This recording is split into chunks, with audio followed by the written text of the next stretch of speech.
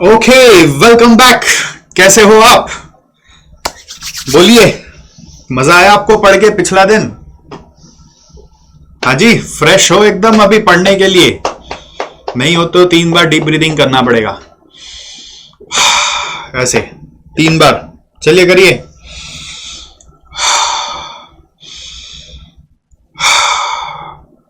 All right, मैं assume कर रहा हूं कि आपने ये पहले वाला समरी बना लिया है, मेरी बात मान ली है और आप बहुत अच्छे स्टूडेंट की तरह, शिष्य की तरह बिहेव कर रहे हैं। आप कोई भी गुरु की आज्ञा का उल्लंघन नहीं कर रहे हैं। चलिए, आज हम लोग अभी छोटा सा यूनिट पढ़ते हैं, वो है परफॉर्मेंस, प्रोडक्टिविटी एंड एफिशिएंसी। तो कंसेप्ट क्या कह रहा है, ये हम लोग ओएम में इंटर में पढ़े थे। Performance ratio is equal to productivity ratio into efficiency ratio, ऐसा ओएम में पढ़ाया गया था। उसको कैलकुलेट करने का भी सिस्टम सिखाया गया था। ये होता है actual output by budgeted output करके आपका आ जाता है प्रोडक्टिविटी रेशियो, और एफिशिएंसी रेशियो आता है actual output divided by standard output in actual time. इस तरह से आप एफिशिएंसी रेशियो निकाल सकते हैं, ठीक है। तो परफॉर्मेंस रेशियो ऐसे निकाला जा सकता है, बट हाउएवर ये वर्किंग्स हम लोगों के काम का भी है नहीं, इसलिए वर्किंग लिखने का मतलब नहीं है। जस्ट एक अंडरस्टैंडिंग आपको समझना है कि परफॉर्मेंस को अगर हम लोग मेजर करना चाहें तो मेजर करने का एक सिंपलेस्ट तरीका, सिंपलेस्ट मतलब ऐसे तो अपने डैशबोर्ड वगैरह की बात कर रहे थे पिछले दिन, अपने बात कर रहे थे कि अलग अलग तरह से मेजर करना पड़ेगा, ऑर्गेनाइजेशन गोल को पर्सनल गोल से, पर्सनल एक्टिविटी से लिंक करना पड़ेगा।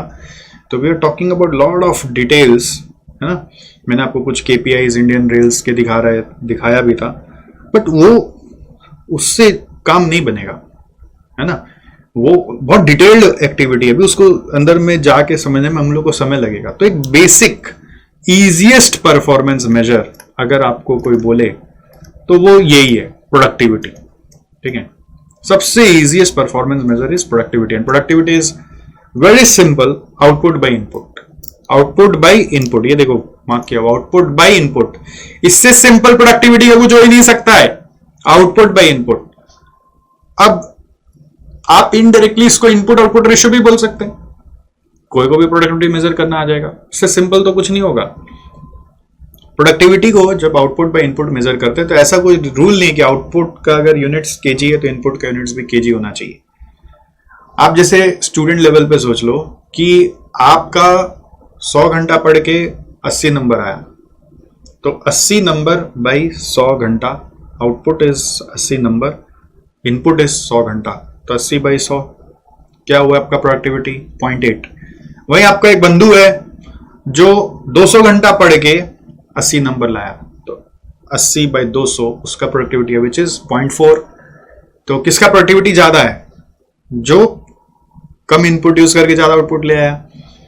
तो कोई जरूरी नहीं है कि आपको ऊपर और नीचे का यूनिट को मैच करना है। आउटपुट नंबर में, नीचे में आवर्स है, कुछ भी हो सकता है, केजी हो सकता है आउटपुट, नीचे में आप लेबर आवर डाल दो, आउटपुट केजी डाल के नीचे में नंबर ऑफ मशीन्स डाल दो, कैसे भी मेजर कर सकते हो। इतना सिंपल तरीका है प्रोडक्टिविटी मेजर करने का, कोई इसका सोचने का दरकार ही नहीं, ठीक है।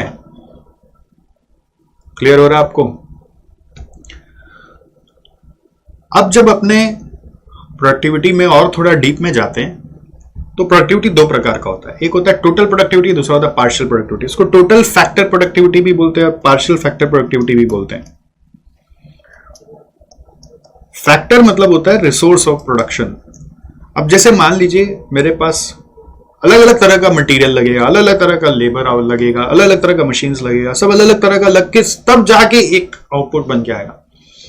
तो बहुत सारा तरह का फैक्टर्स लगकर आउटपुट बन के आ रहा है। तो हम चाहते हैं कि ओवरऑल इनपुट और ओवरऑल आउटपुट से प्रोडक्टिविटी पता चले। तो अब मल्टीपल टाइप ऑफ इनपुट होने के कारण हम उनको जोड़ेंगे कैसे? 10 केजी को 50 आदमी से तो जोड़कर 60 नहीं बोल सकते ना।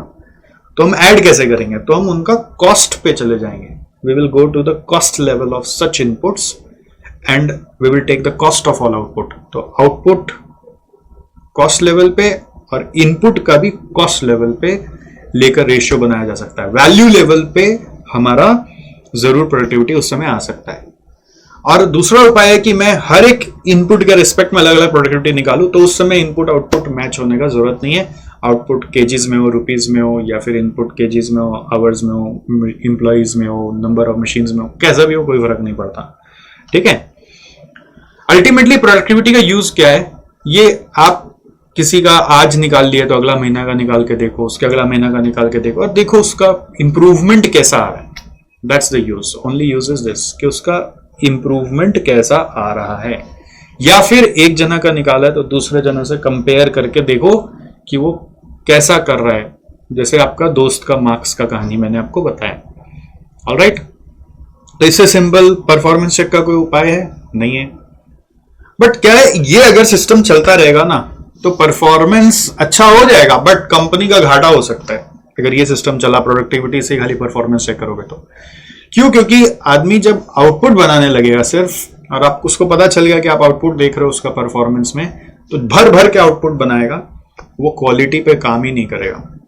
अगर इंसान क्वालिटी पे काम किए बिना आउटपुट बनाते गया तो कंपनी का फ्यूचर में लॉस होगा, बिकॉज कस्टमर रिटर्न कर देगा, कस्टमर लॉयल्टी चला जाएगा, कस्टमर दूसरा जगह काम खोजेगा, है ना। तो गुडविल खराब होगी कंपनी की, तो फ्यूचर में लॉस हो जाएंगे, तो कंपनी का जो गोल है वो अचीव नहीं होगा। इसलिए प्रोडक्टिविटी का जो रेशियो है अभी, ये सिस्टम है, ये उतना ज्यादा सही नहीं है। इसलिए इसको इम्प्रोवाइज करके एक दूसरा रेशियो बनाया गया जिसका नाम पड़ा efficiency ratio. Efficiency ratio is a ratio which is considering your productivity along with the quality, along with the cost. So how is efficiency defined? Efficiency is defined as the maximization of output with minimum waste or maximum quality. तो उसका definition यहाँ पे लिखा हुआ आप देखो, underlined, achieving maximum productivity with minimum wasted effort or expense. Thus efficiency is related to maintaining the quality of work. फिर efficiency का डेफिनेशन को 3 पार्ट में तोड़ा गया कि उसमें कॉस्ट को भी इंपॉर्टेंस दिया जाता है, उसमें क्वालिटी को भी इंपॉर्टेंस दिया जाता है, और efficiency is the refined version of productivity measurement. Alright, फिर यहां पर एक और लास्ट पैराग्राफ बता रहा है कि परफॉर्मेंस मेजरमेंट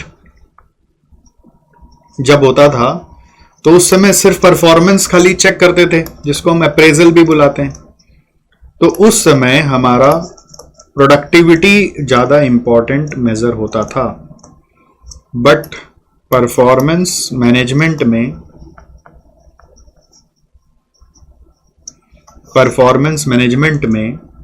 हम लोगों का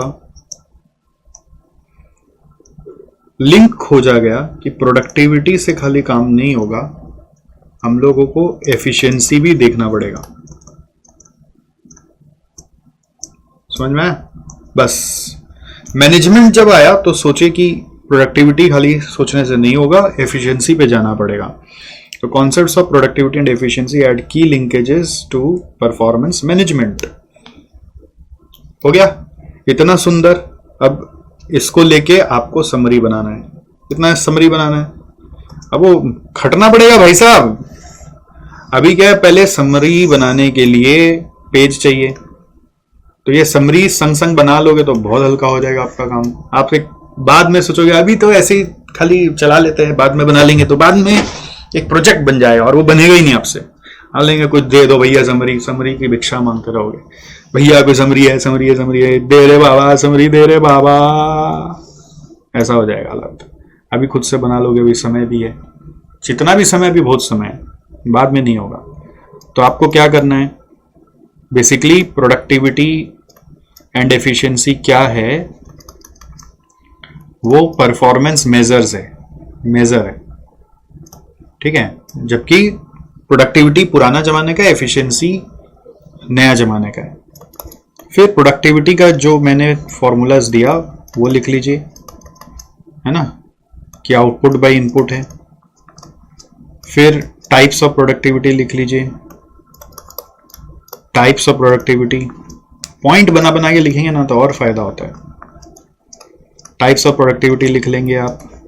अभी देख लो पहले, फिर लिखना टोटल क्या होता है, पार्शियल क्या होता है, समझ गए? टोटल क्या होता है, पार्शियल क्या होता है। फिर एफिशिएंसी का डेफिनेशन लिखना पड़ेगा। डेफिनेशन लिखने के बाद उसमें जो 3 पॉइंट है वो लिखना पड़ेगा, ए बी सी। और 5th पॉइंट जो है क्या था, परफॉर्मेंस अप्रेजल और मैनेजमेंट। तो basically you can write about this line here also कि पार्ट ऑफ परफॉर्मेंस मैनेजमेंट, ये जो लास्ट में लिखा वो ऊपर में भी लिख सकते हो आप। अपना थोड़ा सा क्रिएटिविटी दिखाओ ना, कोई जरूरी थोड़ी है कि छापना है या उसी ऑर्डर में लिखना है। सर इससे किस तरह का क्वेश्चन आ सकता है, क्वेश्चन आएगा तब देखेंगे, अभी तो ऑब्जेक्टिव क्वेश्चन ही मान के चलिए। कर पाओगे? इतना सा समरी बना लो, आधा पेज लगेगा, हाफ पेज समरी है, और ये कर लोगे तो आपका ये वाला यूनिट खत्म। ऑलराइट, चलो खत्म करो, फिर आगे मिलते हैं। पहले खत्म करिए पूरा मार्किंग और ये समरी, फिर आगे मिलेंगे।